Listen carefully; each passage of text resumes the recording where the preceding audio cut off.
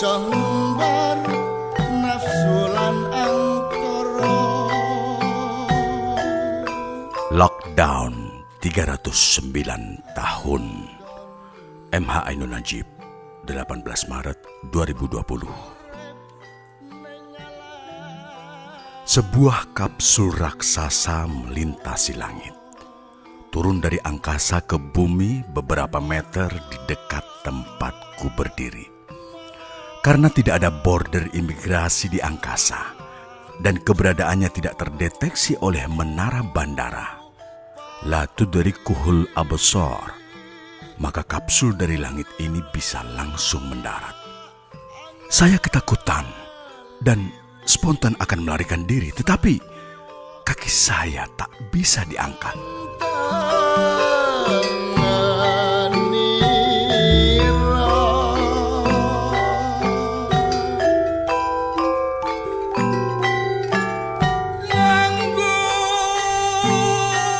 Sebuah sosok yang tak mungkin kugambarkan bentuk dan wujudnya keluar dari pintu kapsul.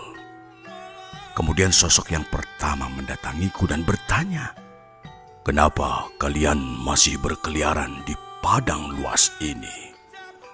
Kenapa tidak kalian tutup pintu-pintu rumah dan negara kalian? Sedangkan Ashabul Kahfi yang hanya beberapa orang di lockdown oleh Allah 309 tahun di dalam gua tertutup rapat. Hanya ada satu lubang kecil untuk masuknya sinar matahari. Penduduk negeri kalian 250 juta tanpa pemerintah kalian melindunginya. Pintu di sekeliling pagar negerimu terbuka lebar.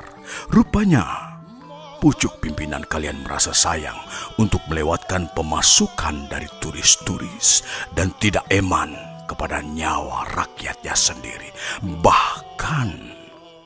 Bahkan menteri kalian yang melihat bahwa hanya berusaha menutup pintu dan jendela, memperlakukan mereka seperti penjahat yang tidak mengerti aturan. Saya terperanjat oleh kalimat-kalimat yang bertubi-tubi membombardir telinga dan kepala saya. Tiba-tiba sejumlah sosok yang lain keluar bertaburan dari kapsul itu, kemudian menyebar ke berbagai penjuru. Mereka membawa semacam tempayan besar atau wajan raksasa. Di dalamnya sebagian berisi cairan, sebagian lain berisi serbuk-serbuk entah apa. Dan mereka bergerak ke sana kemari menciprat-cipratkan atau menabur-naburkan cairan dan serbuk itu dengan cembungan telapak tangan mereka yang ukurannya kira-kira 3 kali lipat ukuran telapak tangan rata-rata manusia.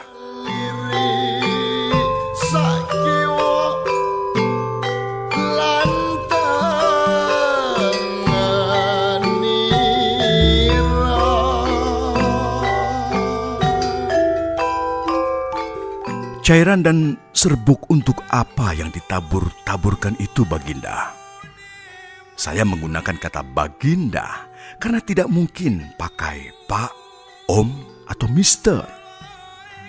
Beliau, yang saya tidak tahu siapa, menjawab, "Fungsinya berjodoh dengan isi hati dan muatan pikiran kalian masing-masing.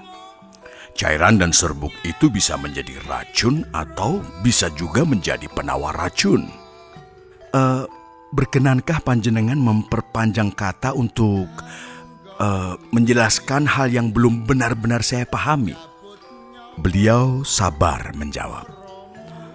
Allah menyatakan, "Ana inda dhonni abdi bi." Aku bersemayam di dalam prasangka hambaku atasku.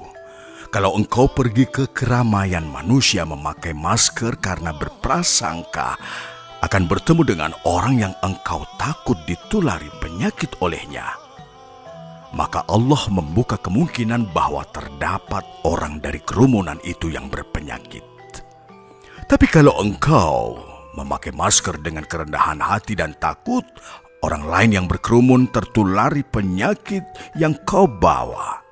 Maka Allah menghormati tawadumu dan sikap bisoru mangsamu dengan membebaskan kalian semua dari penyakit yang kalian takutkan. Singkat kata, segala yang akan menimpa kalian pada hakikatnya berasal dari diri kalian sendiri. Sekarang tinggal kalian pilih tawadu atau takabur. Sadar bahwa manusia sangat tidak berdaya atau teruslah merasa hebat sehingga lalai, bodoh, dan GR merasa aman-aman saja sebagaimana sikap mental pemerintah kalian. Pati ngelira analiri sakiwo lantai. Rupanya beliau bisa mendengar suara hati saya yang bereaksi terhadap kalimat-kalimat beliau. Beberapa pemuda yang bersembunyi di gua kahfi itu pendekar semua. Ilmu pertahanan diri mereka mumpuni, ilmu pertarungan mereka canggih, olah senjata mereka tingkat tinggi, tapi Allah menyembunyikan mereka di dalam gua yang semua orang menyangka itu adalah sarang anjing, sehingga tak ada yang memasukinya. Sebab di mulut gua itu ada terjurai 2 kaki anjing khitmir atau rokin. Negeri kalian malah membuka pintu gua. Padahal serbuk yang menebar itu berkapasitas 14 deret ukur. Kalian memang bangsa yang sok hebat, tidak belajar afdoliyah atau akdamiyah masalah, tidak mengerti skala prioritas. Atau pemimpin dan pengelola negeri kalian memang dungu. Kalau para petugas langit yang datang bersamaku itu menghentikan taburannya, lantas kalian merasa lega dan berhenti parno, nanti kalian makin sombong dan bodoh lagi kalau taburan serbuknya diteruskan. Kasihan manusia-manusia yang tidak bersalah. Jadi, akan diteruskan atau dihentikan, Baginda? Bertanyalah kepada Tuhan langsung.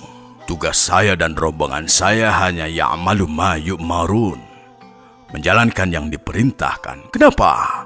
Tidak ada pemimpin-pemimpin agama kalian yang menganjurkan kalian beristighosah seperti biasanya, mengijazahkan wirid-wirid untuk dizikirkan oleh umatnya. Kalian tidak punya pertahanan badan, tidak punya vaksin jasad, tetapi tidak pula berikhtiar untuk membangun pertahanan kudrah, pertahanan rohaniyah, memohon kasih sayang Allah. Apakah kalian memang diam-diam punya mindset bahwa Allah itu tidak berkuasa, sehingga dalam keadaan darurat pun tidak ada upaya vertikal untuk memohon perlindungan Tuhan? Rupanya Pancasila kalian adalah dusta kepada Allah dan kepada diri kalian sendiri.